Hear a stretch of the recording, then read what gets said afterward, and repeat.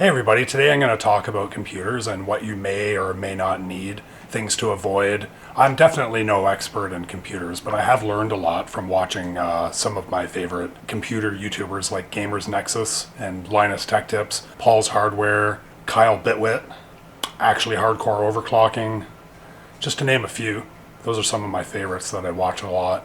If it wasn't for watching those guys, I probably wouldn't have been able to build the computer that I have, which is a Threadripper 1950X.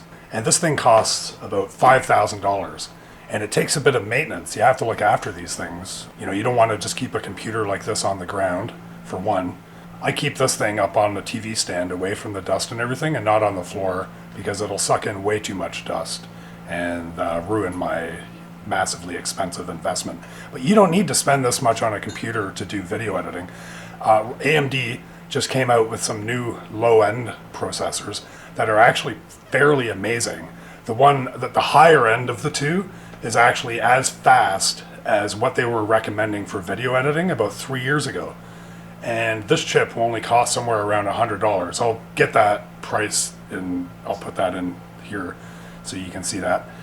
But the performance on these things is incredible, and considering the Intel equivalent is still much more expensive. The prospects for being able to do video editing on the cheap are definitely improving.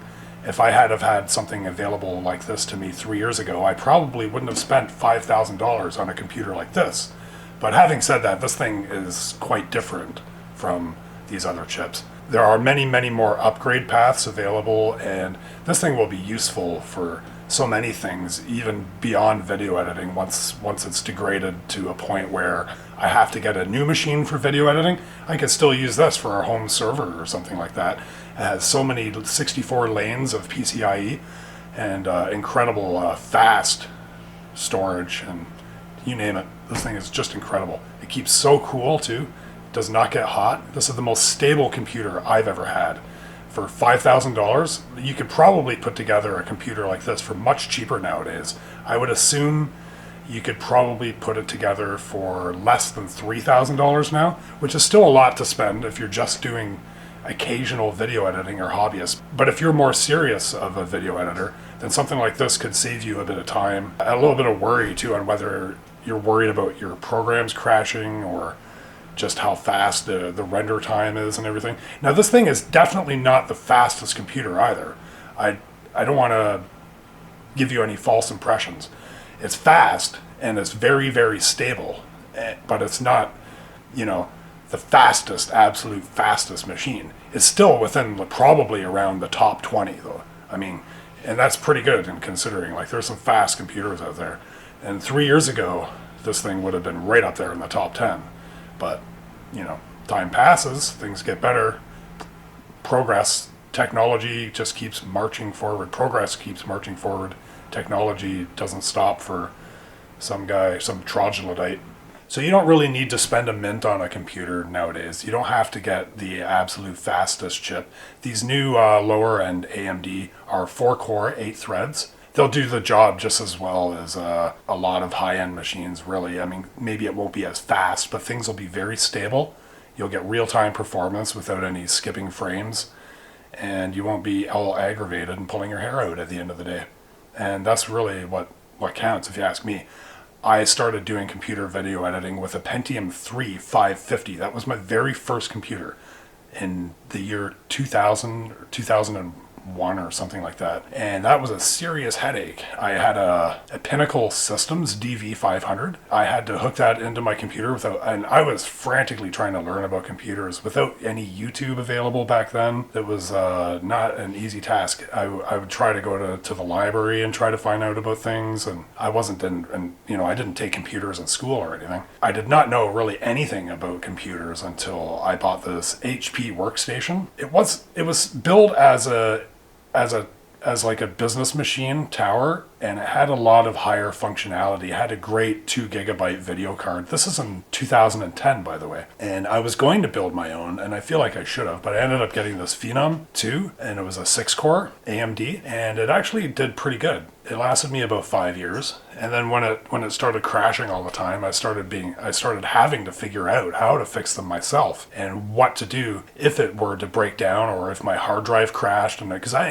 was kind of clueless at that point. You know, I was trying to figure out how to tweak Windows and how to use a computer just like with software and all that, but I'd never really opened up the inside very much or done much with the inside. So I started with that computer really. I'd done a little bit with other computers, you know, put some RAM in or a new video card, but that computer I definitely did the most. I did end up taking it to a repair guy when it finally crashed, and they couldn't tell me what was wrong with it, but I really wish I had kept it myself because I probably could have figured that out in the end. As it turns out, I can build my own.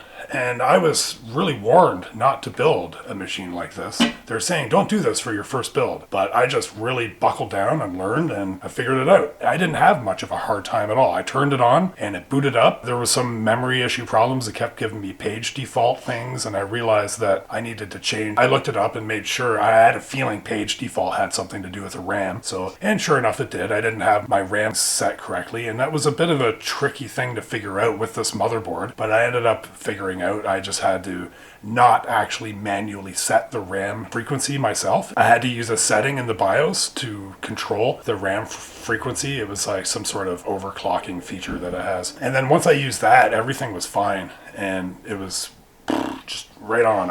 I copied my Windows over using the Samsung Magic Drive thing, I think it's called. And that thing worked great. It transferred my Windows right over to NVMe drive, which I have 2 of in here. And yeah, that's about it. It works great, and I'm never going to look back. I'll probably end up buying another computer. Once these other chips, the higher end Ryzen, newer generation Ryzen comes out, I think it would be the 4th generation now. They're on the 7 nanometer plus, I believe. Once those are out, I'll probably end up building something with one of those, like a cheaper version or something for my kid. We'll see how that goes. I'll do a little video of that. Make sure you like and subscribe. It's very important to like and subscribe to these videos because it really helps YouTube algorithm and everything like that. It helps me as a creator. Thanks a lot. It would really mean a lot. So like, subscribe. If you don't like it, then just keep moving on. See you later.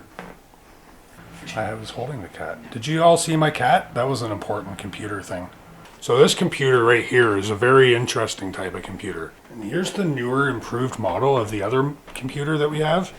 This computer likes to go outside a lot and drag dead mice home. Very handy computer. This won't make it into the video. Yes, it will. This is heavy computer content.